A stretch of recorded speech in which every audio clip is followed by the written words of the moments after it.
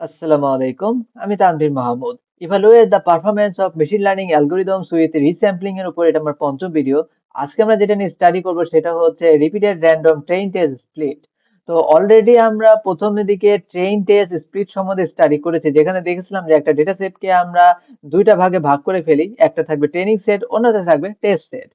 তো সেম কাজটাই যদি আমি রিপিটেডলি করি উইথ র্যান্ডমনেস, তাহলেই আমরা পেয়ে যাব repeated random train test split. Okay, তো repeated random train test split আসলে কিছুই নাই, এটার সাথে অলরেডি আমরা পরিচিত আছি যে রিপিটেডলি আমরা ট্রেইন টেস্ট স্প্লিটটাকে অ্যাপ্লাই করব রিপিটেডলি।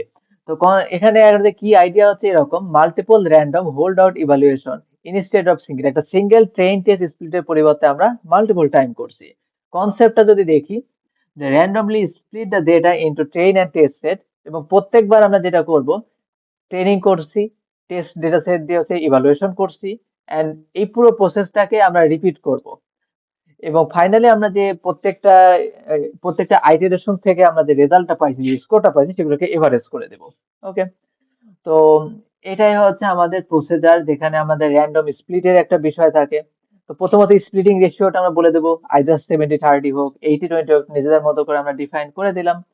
এরপরে প্রথমে আমরা যেটা করব, সেই স্প্লিট করার পর মডেল ট্রেইন এন্ড হচ্ছে ইভালুয়েশনের কাজটা করে দিলাম। ইভালুয়েশন করে আমাদের একটা স্কোর পেয়ে গেছি। এরপর আমি র্যান্ডমলি আবার স্প্লিট করব, এবং এই যে নতুন স্প্লিটটা হয়ে গেল, এই স্প্লিটের পর আমি আবার মডেল ট্রেইন এর ইভালুয়েশন করলাম। এই ঘটনাটা আমরা হচ্ছে রিপিটেডলি করে যাব, রিপিটেডলি করার পর ফাইনালি এভারেজ স্কোরটা আমরা বের করে ফেলবো। এখন আসি এটা সুবিধা কি। সুবিধা হচ্ছে মূলত হচ্ছে এখানে reduces randomness of single train test split, single train test স্প্লিটের চাইতে অন্তত বেটার। আর এখানে একটা ফ্লেক্সিবল স্প্লিট রেশিওটাকে আমি নিজে থেকে ফিক্স করতে পারতেছি, যে জিনিসটা আমাদের আগের টপিক অর্থাৎ কে ফোল্ড ক্রস ভ্যালিডেশন, লেব অর্ডার আউট ক্রস ভ্যালিডেশন, এগুলোতে কিন্তু ছিল না। এগুলোতে বিষয় কি, যে আমাদের স্প্লিটিং রেশিওটা কি আমাদের কে এর উপরে ডিপেন্ডেন্ট ছিল, কিন্তু এখানে চাইলে আমরা স্প্লিটিং রেশিও নিজের মতো করে ডিফাইন করে দিতে পারি। ওকে, তো এখন একটা বিষয় আসি, সেটা হচ্ছে অলরেডি আমরা কে ফোল্ড ক্রস ভ্যালিডেশন, লেব ওয়ান আউট ক্রস ভ্যালিডেশনের মতো পাওয়ারফুল ইফিশিয়েন্ট টুল নিয়ে আমরা অলরেডি কাজ করে আসছি, এবং ওইগুলোর পারফরমেন্স আমরা দেখেছি যে সেগুলো খুবই নিখুঁত ভাবে এবং আনবায়াসড এনভায়রনমেন্টের সাথে, এবং এটা ইনশিওর করে দিচ্ছে যে হচ্ছে প্রত্যেকটা ডেটা পয়েন্ট বা প্রত্যেকটা পোর্শন অফ ডেটা কোথাও দেখা যাচ্ছে ট্রেনিং ইউজ হচ্ছে, কোথাও টেস্ট ইউজ হচ্ছে, অর্থাৎ আমরা ডেটা সেটটাকে ইফিশিয়েন্টলি ইউজ করছি। তো এরকম পাওয়ারফুল টুল থাকতে আমরা কেন রিপিটেড র্যান্ডম ট্রেইন টেস্ট স্প্লিটের কাছে চলে আসছে। তো প্রথমত একটা বিষয় হচ্ছে, আমাদের এমন কেস হইলো যে আমাদের লার্জ একটা ডেটা সেট আসছে। যদি আমাদের ডেটা সেটটা লার্জ হয়ে থাকে, সেখানে সেই পাওয়ারফুল টুল অর্থাৎ হচ্ছে কে ফোল্ড ক্রস ভ্যালিডেশন অ্যাপ্লাই করা কোনো ভালো আইডিয়া না। কে ফোল্ড ক্রস ভ্যালিডেশন করাটা কি, এটা কম্পিউটেশনালি খুবই এক্সপেন্সিভ। তো যদি আমাদের ডেটা সেট লার্জ হয়, তাহলে সেখানে কে ফোল্ড অ্যাপ্লাই করতে পারতেছি না। যেখানে কে ফোল্ড অ্যাপ্লাই করতে পারতেছি না, সেখানে লেব ওয়ান আউট এটা তো নাম উচ্চারণ করা যাবে না। তো যদি আমাদের ডেটা সেট লার্জ হয়ে থাকে, কে ফোল্ড অ্যাপ্লাই না করার কারণে আমরা repeated random train test split করি, যেটা আমাদের সিঙ্গেল ট্রেইন টেস্ট স্প্লিটের চাইতে কি অবশ্যই বেটার হবে। এখন আসলে অসুবিধা কি কি দিবেন। তো কথা হচ্ছে কিছু কিছু স্যাম্পল থাকবে যেগুলো কোনোদিনই আমাদের টেস্টে যাবেই না, যেহেতু আমি এখানে র্যান্ডমলি স্প্লিটিং করতেছি। তো এমন চান্স আছে যে কিছু কিছু ডেটা সেট, সরি, কিছু কিছু ডেটা পয়েন্ট যেগুলো আমাদের টেস্ট সেট হিসেবে কখনোই সিলেক্টেড হবে না। তাছাড়া আমাদের রেজাল্টটা অবশ্যই কি আমাদের এই কতবার রিপিটেশন করা হচ্ছে এর উপরে ডিপেন্ডেন্সি থেকে যাচ্ছে। ওকে, কি ক্যারেক্টারিস্টিক্স এর যদি কথা বলি, রোবাস্টনেস, যেহেতু আমাদের সবগুলা রেজাল্টকে আমরা এখানে এভারেজ করতেছি, একটা স্টেবল এবং রিলিয়েবল পারফরমেন্স এখানে এস্টিমেট হয়ে যাচ্ছে। ফ্লেক্সিবিলিটি বলতে কি মিন করা হচ্ছে, আমি এখানে চাইলে স্প্লিটিং রেশিও নিজের মতো করে ডিফাইন করে দিতে পারি। এছাড়া র্যান্ডমনেস এর জন্য আমরা এখানে বায়াসনেসটা কি মিটিগেট করে দিতে পারতেছি। এই হচ্ছে এখানকার হচ্ছে বিষয়। তো এখন হচ্ছে সরাসরি আমরা কোডিং ফেজে চলে আসতেছি। তো কোডিং ফেজে আমাদের যে কাজটা করতে হবে, সবার প্রথমে মডিউলগুলোকে আমরা ইম্পোর্ট করে দিয়েছি, যে Shuffle split, cross validation score, এটা চলে গেছে। এছাড়া আমাদের লজিস্টিক রিগ্রেশন নিতে হবে, যেটা আমি আগেই নিয়ে রাখছি আগের কোনো কোড বেসের মধ্যে। ওকে, এবার হচ্ছে ডেটা সেট লোড করা, যেটা আমাদের আগে করা আছে। তারপরে ইনপুট আউটপুটে ডেটা সেটটাকে স্প্লিট করে দেয়, সেটাও আমাদের করা আছে। যেগুলো করা আছে সেগুলো আর করতেছিলাম। ডাইরেক্ট হচ্ছে আমরা এখন এই শাফেল স্প্লিট বা হচ্ছে repeated random train test split, এটার জন্য যেটা করা দরকার সেই প্যারামিটার গুলো নিব। তো এখান থেকে আমরা মূলত কাজটা শুরু করতেছি। সবার প্রথমে আমরা যে কাজটা করব সেটা হচ্ছে কনফিগারেশন। আমাদের কনফিগারেশনের কাজটা করে দিই। প্রথমে আমরা এটা আনতেছি যে হচ্ছে n split is equal to 10, SPLIT, n split is equal to 10। এটা মিন করা হচ্ছে যে number of random train test split, আমরা কতবার র্যান্ডমলি এই ঘটনাটা রিপিট করতে চাচ্ছি, বা ট্রেন টেস্ট স্প্লিট আমি এখানে কতবার রিপিট করতে চাচ্ছি। আমি এখানে ডিফাইন করে দিচ্ছি 10 বার। তারপর আমি চাইলে টেস্ট সাইজটাকে নিজের মতো বলে দিতে পারি যে টেস্ট সাইজ আগের মতো রাখতেছি 0.33। এইবারে একটা বিষয় থাকে, সিড ভ্যালু। সিড ভ্যালু রাখতেছি 7। তো আমরা নিচে আগের ভিডিওগুলোতে সিড ভ্যালু নিয়ে কাজ করছিলাম, যেটা বিষয়টা কি ছিল যে আমাদের র্যান্ডম স্প্লিটেরই হচ্ছে রিপ্রডিউসিবিলিটিটাকে মেনটেন করেন। আমরা এটাও দেখছিলাম যে সিড রাখলে হয় কি প্রতিবার সিমিলার স্প্লিটিং হয়। অর্থাৎ প্রথমবার আমি র্যান্ডমলি একটা স্প্লিটিং হইলো, আমি যদি এবার পরবর্তীতে মডেলটাকে আবার যদি রান করি, আমি যদি নতুন করে মডেলটাকে আবার যদি রান করাতে যাই, তো আমাদের সেম স্প্লিটিং যাতে থাকে এই জন্য আমরা একটা fixed value of seed use করেছিলাম। কথা হচ্ছে আমি তো এটা এখন আছি রিপিটেড র্যান্ডম টেন্টেড স্প্লিট, যেখানে আমাদের বড় বড় করে লেখা আছে র্যান্ডম।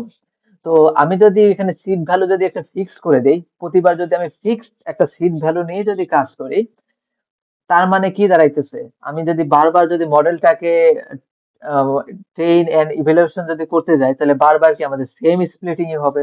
হুম, বারবার যদি স্প্লিটিং সেমই হয় তাহলে কি এখানে র্যান্ডমনেস তো আর থাকলো না, প্রতিবার সেম অ্যাকুরেসি আসার কথা। বাট আসলে ঘটনাটা সেটা না। মানে আমি বিষয়টা বলতে চাচ্ছি কি যে প্রথমে স্পিড ভ্যালু 7 থাকার কারণে এক প্রকার, আসলে এই স্পিড ভ্যালু আসলে কি মিন করতেছে। সিড ভ্যালু আসলে আমাদের ডিটারমিনিস্টিক একটা র্যান্ডমনেসটাকে নিয়ে আসে। ডিটারমিনিস্টিক র্যান্ডমনেস বলতে কি মিন করা হচ্ছে যে আমাদের কাছে কিছু র্যান্ডম স্প্লিটিং হয়েছে ভালো কথা, কিন্তু সেটা ডিটারমিনিস্টিক, চাইলে ওটাকে আমরা রিপ্রোডিউস করতে পারি। ওকে, আমি পরবর্তী লাইনটা লিখে নিই, লেখার পরে এই বিষয়টাকে আরেকবার একটু ব্যাখ্যা করতেছি। যে এখানে আসলে আমাদের এক্সপেকটেশন কি, এখানে সিট ভ্যালু না থাকাটাই আমাদের এক্সপেকটেশন ছিল, যে সিট ভ্যালু রাখবো না, প্রত্যেকটা আইটারেশনে নতুন নতুন স্প্লিটিং হবে, নতুন নতুন ভাবে ট্রেনিং এন্ড ইভালুয়েশন হবে, নতুন নতুন স্কোর পাবো, এটাই তো আমার হচ্ছে ইচ্ছা ছিল। কিন্তু তারপর আমি এই সিট ভ্যালু এখানে কেন ইউজ করলাম, এটা একটা স্ট্যান্ডার্ড একটা ইউজ বা একটা প্র্যাকটিস বলা যায়। তবে হ্যাঁ, র্যান্ডমনেসটা থাকবে, কিভাবে থাকবে সেটা আমি ব্যাখ্যা করতেছি। আগে আমরা একটু সামনের দিকে আগাই। যে CV is equal to shuffle, আচ্ছা এই যে শাফেলটাকে আমরা এখানে নিয়ে রাখছি। তো শাফেল স্প্লিটটাকে আমি এখানে নিচ্ছি। তো শাফেল স্প্লিটের মধ্যে আমাদের প্যারামিটার গুলোকে আগে দিয়ে দিতে হবে, যে N split is equal two আমরা বলে দিলাম হচ্ছে আমাদের কতগুলা ভাগ হবে, যে এখানে আমরা করে রাখছি, এটাই আমরা এখানে বসায় দিচ্ছি। ওকে, তারপরে আমরা যেটা করব সেটা হচ্ছে টেস্ট সাইজ। টেস্ট সাইজটাকেও আমরা বলে দিচ্ছি, and random state, random state is equal to seed. হ্যাঁ, এই সিটির বিষয়টা আসবে, আমাদের র্যান্ডম সিট থাকলে তো র্যান্ডমনেস আসার কথা ছিল না, কিন্তু তারপরে আমাদের র্যান্ডমনেস কেন আসবে ওই বিষয়টাতে এখন বলি। তো এই যে সাফল স্প্লিট, এটা আসলে কি হচ্ছে, মাল্টিপল টাইম আমাদের ট্রেন টেস্ট স্প্লিট হয়। আর ট্রেন টেস্ট স্প্লিটে আমরা একটা দেখছিলাম যে হচ্ছে কাজের শুরুতে আমাদের ডেটা সেটটাকে শাফল করা হয়। এইখানে হচ্ছে পয়েন্ট, যেহেতু আমি বলছি আমি 10 বার এটা রিপিটেশন হবে, তার মানে আমাদের 10 বার এই ট্রেন টেস্ট স্প্লিটটা পারফর্ম হবে। অর্থাৎ 10 বার আমাদের ডেটা সেটটাকে শাফল করা হবে। তার মানে কি দাঁড়াচ্ছে, আমরা 10 বার 10টা ভার্সনের হচ্ছে আমাদের ডেটা সেট পাবো। অর্থাৎ আমাদের এই যে শাফল করা মানে কি, ডেটা সেটের হচ্ছে অর্ডারটা চেঞ্জ করে ফেলা, অর্ডারটাকে শাফল করে দেয়া। তো আমার একটা বিষয় হলো যে প্রথম যখন আমি কাজ করতে গেছি, সিট ভ্যালু 7 থাকার কারণে সে যে আমি হচ্ছে 2 নাম্বার ডেটা পয়েন্টকে নিলাম, এরপরে 4 নাম্বারকে ডেটা পয়েন্টকে নিলাম, তারপরে 5 নাম্বার ডেটা পয়েন্টকে কালেক্ট করলাম। ওকে, সেকেন্ড আইটারেশনে যখন আসছি তখনও কি সিট ভ্যালু কি সেমই আছে না? হ্যাঁ, তাহলে এখনো কি সে 2 নাম্বারকে নেবে, 4 নাম্বারকে নেবে এবং 5 নাম্বারকে নেবে। এইভাবে প্রত্যেকবার কি সেম জায়গা থেকেই সে ডেটা পয়েন্টকে নিয়ে আসবে, স্বাভাবিক। কিন্তু প্রত্যেকটা কাজের আগে আমি ডে- মূল ডেটা সেটটাকেই হচ্ছে শাফল করে দিচ্ছি। অর্থাৎ প্রথমবার ওই 2 নাম্বার, 4 নাম্বার এবং হচ্ছে 5 নাম্বার রোতে যে ডেটা আছে, দ্বিতীয় টার্মে এসে ওই পজিশন গুলাতে ওই ভ্যালু গুলা থাকবে না, ওটা অলরেডি শাফল হয়ে গেছে। তো সিট ভ্যালু 7 থাকার অর্থ হচ্ছে প্রত্যেকবার আমরা স্প্লিটিংটা সেম হয়েছে, অর্থাৎ আমরা সেম সেম জায়গা থেকেই বারবার হচ্ছে ডেটাগুলোকে কালেক্ট করে নিয়ে আসতেছি। কিন্তু আমাদের প্রত্যেক আইটারেশনে অলরেডি ডেটা সেটটাকে শাফল করা হয়ে যাচ্ছে বারবার। তো শাফল করার জন্যই দেখা যাচ্ছে কি যে আমাদের র্যান্ডমনেসটা চলে আসে। আমি একটা এক্সাম্পল দেখাই পুরো বিষয়টা। তো আমি এখানে একটা এক্সাম্পল রেডি করছি, যে মনে করলাম যে আমাদের প্রথম যখন হচ্ছে ট্রেন টেস্ট স্প্লিট হবে, তো এর প্রথমে আমাদের যেটা হবে ট্রেন টেস্ট স্প্লিটের প্রথম কাজটা কি শাফল করে না। মনে করলাম এই হচ্ছে আমাদের ডেটা সেটটা শাফল করার পর রূপ। তো 1 2 3 থেকে 6 পর্যন্ত এটা হচ্ছে ইন্ডেক্স, আর এইগুলো হচ্ছে প্রত্যেকটা কি আমাদের অবজারভেশন, এবিসি একটা অবজারভেশন, ডিইএফ। ওকে। তো প্রথমে যখন সিট ভ্যালু 7 নিয়ে আমি টেস্ট সেটটাকে নিতে গেলাম, তো সাপোজ আমাদের এখানে র্যান্ডমলি স্প্লিট হচ্ছে এরকম যে 2 নাম্বার, 4 নাম্বার এবং 5 নাম্বার অবজারভেশন আসবে। তো আমি এখানে যে 2 নাম্বার, 4 নাম্বার, 5 নাম্বার অবজারভেশন নিয়ে এখান থেকে আমাদের টেস্ট সেট রেডি হয়ে গেল। ঠিক আছে। এবার যখন সেকেন্ড রান আসবে, আমাদের পুনরায় কি সাফল হয়ে যাবে না? হ্যাঁ। যদি পুনরায় সাফল হয়ে যায়, মনে করলাম সাফল হয়ে এখন ডেটা সেটটা কি নতুন একটা ভার্সন হয়ে গেছে, চেঞ্জ হয়ে এরকম একটা সাফল হয়েছে। এখন যেহেতু সিড এখনো 7ও আছে, তার মানে এখনো কি টেস্ট সেটে কি আগের মতো 2 4 5ই আছে। তাহলে আমি যদি এখান থেকে 2, তারপরে যে 4, তারপরে 5 এগুলোকে যদি কালেক্ট করে নিয়ে আসি, এখন এটা হলো নতুন টেস্ট সেট। তাহলে এটা ছিল আমাদের আগের টেস্ট সেট, সেকেন্ড রানে এসে এটা আমাদের নতুন টেস্ট সেট। দুইটা টেস্ট সেট কি আলাদা হয়ে গেল। তাই সিড ভ্যালু যতই সেম হোক না কেন, ফাইনাল আমাদের র্যান্ডমনেসটা কিন্তু মেইনটেইন থাকতেছে। তো এই কারণে আসলে টেস্ট এখানে seed value fix, seed value নেওয়াটা কোনো ইস্যু না, আমাদের র্যান্ডমনেসটা কি মেইনটেইন থাকবে, প্রত্যেকবার আলাদা আলাদা টেস্ট সেটে কি রেডি হইতেছে। ওকে। এখনকার কাহিনী আমরা জানি যে আমরা প্রথমে মডেল নিয়ে নিতে হবে,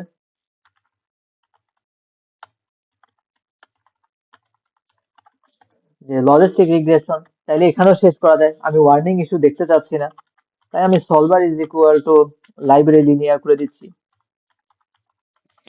ওকে। লাইব্রেরি লিনিয়ারটা করা থাকলো। এবার আমাদের রেজাল্ট ক্যালকুলেট করতে হবে। রেজাল্ট ইজ ইকুয়াল টু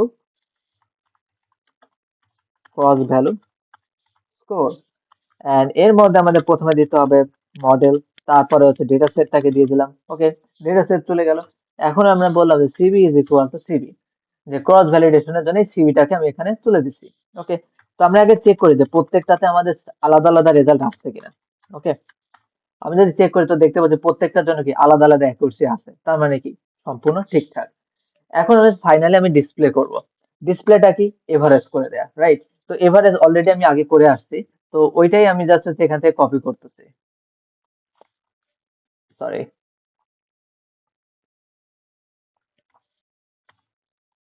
তো এখানে আমি জাস্ট এটাকে কপি করে বসায় দিচ্ছি। যেটা করা হয়েছে রেজাল্টের মিন এবং হচ্ছে রেজাল্টের স্ট্যান্ডার্ড ডেভিয়েশন।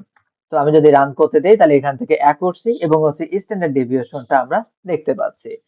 তো এইটাই ছিল হচ্ছে আমাদের repeated random train test split. Okay. And finally আমরা যদি একটা সামারি টানি, যে ট্রেইন টেস্ট স্প্লিট আসলে কখন সিম্বল, কিন্তু এটা কি আনস্টেবল, এটা সচরাচর ব্যবহার হয় না। কে ফোল্ড কখন, যখন আমাদের একটা ব্যালেন্স ডেটা সেট আছে এবং আমাদের এসে এটা ওয়াইডলি ইউজ হয়, এবং আমাদের যখন হচ্ছে ডেটা সেটের সাইজটা হচ্ছে মিডিয়াম, তখন আমরা এটা ইউজ করি। এই যে এখানে যেমন বিষয়টা বলে রাখা হয়েছে, না এখানে নেই, আচ্ছা আমি এখানে বলে দিচ্ছি। ডেটা সেটটা যখন মিডিয়াম থাকে তখন কে ফোল্ড, কিন্তু আমাদের যদি ডেটা সেট ছোট থাকে তখন হচ্ছে লেব ওয়ান আউট ক্রস ভ্যালিডেশন। আবার যদি ডেটা সেট খুবই বেশি বড় থাকে, যেখানে কে ফোল্ড, তারপরে লুক, সরি লেব ওয়ান আউট এগুলো অ্যাপ্লাই করা যাচ্ছে না, তখন হচ্ছে আমরা ইউজ করি রিপিটেড স্প্লিট। এন্ড ফাইনালি এখানে হচ্ছে প্রত্যেকে uses of all data, biasness, variance and computational cost, এটা নিয়েও একটা কম্পারিজন দেখানো হয়েছে।